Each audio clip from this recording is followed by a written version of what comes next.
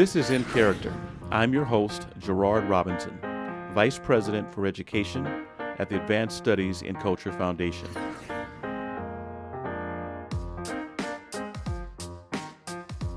Abdul is joining me today. He was a part of a broader conversation about COVID education and what it means for teaching and learning. So Abdul, welcome to In Character. Thank you for having me, Gerard. Glad to have you back.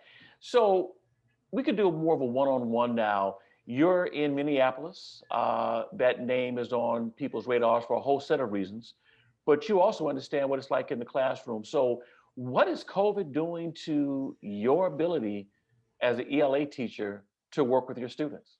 It's forcing me to think of different ways to reach them, to engage them, and to give them like what they deserve. And it's hard. I think this week alone, I'm trying to see how do things that I do in the classroom in regards to having high expectations, supporting their gaps in learning and checking for understanding, or creating discourse, or keeping the student centered.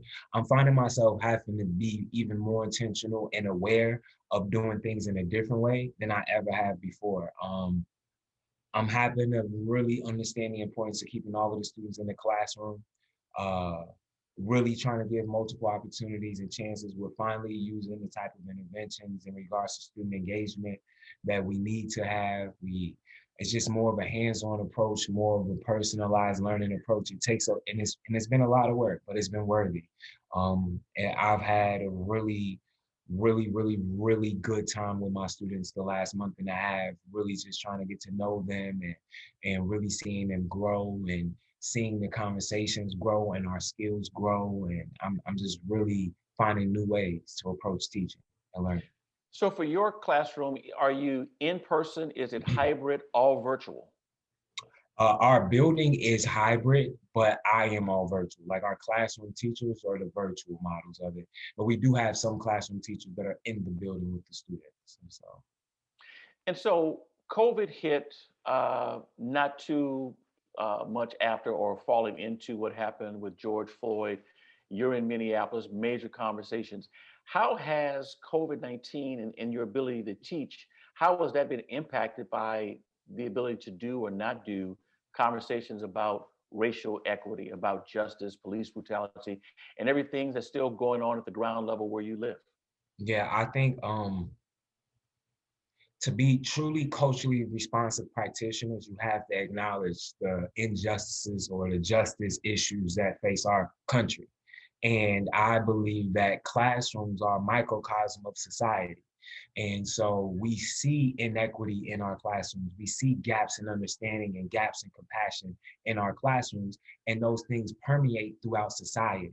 And so when we look at what's happening in the community, you can't help but see that as a reflection of our classrooms, because you think instantly that could have been me, that could have been one of my baby's fathers, that could have been one of my students, whatever, cousins, whatever. And you really try to take that on and help them understand how prevalent these issues are and how that these are not one-off issues. And we find ourselves having a lot of conversations around systems and institutions versus individuals. And I believe what you're seeing in Nigeria is a reflection of that, where you see uprisings and movements that are led by people and not so much by institutions and systems. We're just moving away from a discourse around just trusting institutions and big bodies to do best by us, and really understanding our own power and our own voice.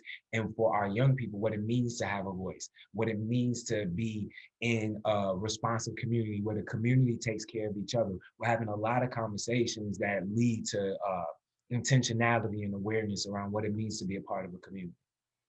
One of the things you said in our group call, and you've alluded to it here, is how COVID-19 has made you rethink the teaching and how to deliver. Mhm. Talk to us a little bit about the grade level or levels you teach, Mhm. and who were you before COVID, and where do you think you'll be this time next year? Before COVID, I just saw myself really in the classroom, really making a difference, really trying to be very visible and very engaged and very a part of the positive joy in our school, and being a part of the meaningful outcomes in my 8th grade classroom. I teach in a Title I school. Our demographics are 99% free or reduced lunch. 80% African American, like 19.9% East African. So we have a huge population of EL students. We have a huge population of students that come from marginalized communities, and our school is in a marginalized community. And so we see gaps in reading, we see gaps in math fluency, we see gaps in comprehension. And so now we are unlearning everything that allowed those gaps to persist, and now asking ourselves, what if we get an opportunity to restart and we have an opportunity to reset what education looks like? What should education look like in this virtual space? And what aspects of the virtual space are we going to be able to take back to the building when we go, so that we can transform learning for our students? Because it's not as if what was happening before was leading to meaningful outcomes. It's just now that in distance learning, those outcomes and those gaps have been amplified. For all the great work that you've done in the classroom, you've been recognized with a pretty important award in your state. And so, walk us through the process of the day someone said, Abdul, we're going to nominate you for A, to the moment you heard your name called. Yeah, the year before I won Teacher of the Year, I was nominated and I didn't complete the application process. I said that I don't do this work so that I can get an award or for someone to acknowledge me. And then those very same people nominated me the following year. And one of them came to me and was like, you really, I really want you to complete this. I really think that this is something that you should really take on. And then you go through the process and you're reflecting on your teaching career and you're reflecting on the difference that you've made. And I think that application processes force you to reflect and think back when you really just are a servant. And so you just find yourself like, man, I'm really a part of something bigger than me.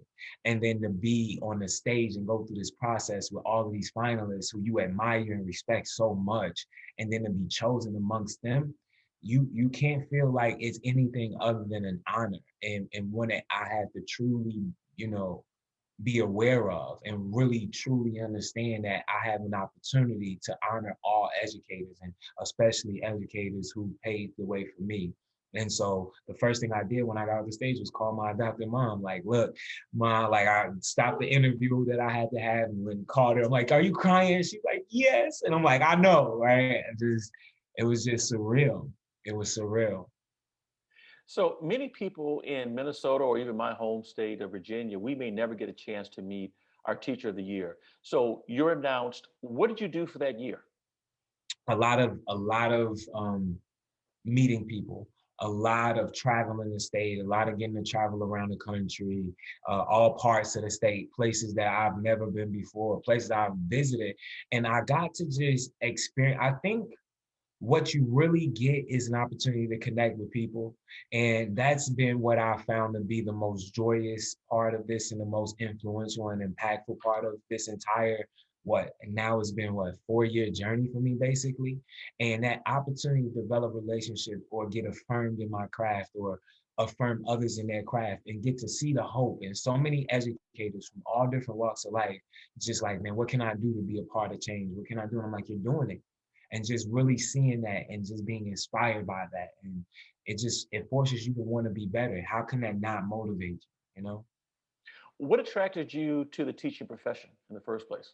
My own lived experience. I think coming from where I come from, growing up how I grew up, I recognized very early on that the only way out of, or only way out of my community, or only way out of poverty, and only way out of a sense of hopelessness and despair was to open my own doors.